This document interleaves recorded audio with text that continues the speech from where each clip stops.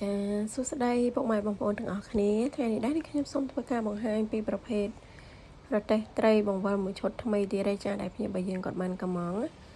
ឡូវហ្នឹងគឺខាងយើងបានរៀបចំឲ្យរួចរាល់ 100% ជូនគាត់ហើយចាខាងមុខគឺយើងមានស្លាប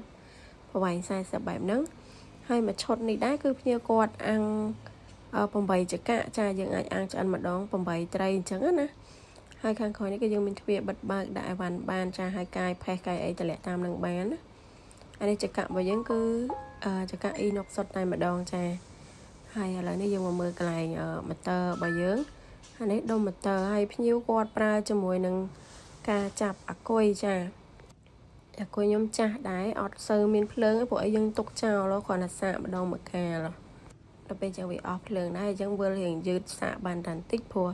ធម្មតាមុនពេលវ៉ាន់ចិនអញ្ចឹងយើងសាកជូនភ្ញៀវឲ្យហើយជៀសវាងកុំឲ្យថាយកទៅដល់កន្លែងគាត់មានបញ្ហាអត់វិលអត់អីអញ្ចឹងណាដែលវាវិលរៀងយឺតខុសពីធម្មតាបន្តិចដោយសារតែគុយវាអស់ភ្លើងហើយក៏ខ្ញុំសាកតាមបន្តិចឲ្យដោះចេញវិញទៅព្រោះដោយសារគុយអស់ភ្លើងយើងសាកគ្រាន់តែចង់ដឹងថាវាម៉ូទ័រនឹងវិលអត់អីអត់អញ្ចឹងណាអញ្ចឹងសម្រាប់ពុកម៉ែបងប្អូនដែលគាត់មានតម្រូវការអីគឺអាចធ្វើការកម្មង់បានចាតាមរយៈពេកនេះផ្ទាល់ឬតាមរយៈលេខទូរស័ព្ទដៃរបស់ខ្ញុំ3ខ្សែនៅក្នុងវីដេអូនឹងបានចាហើយក៏អរគុណច្រើនសម្រាប់ការទស្សនាវីដេអូមួយនេះយើងជួបគ្នានៅវីដេអូក្រោយៗទៀតចាបាយបាយ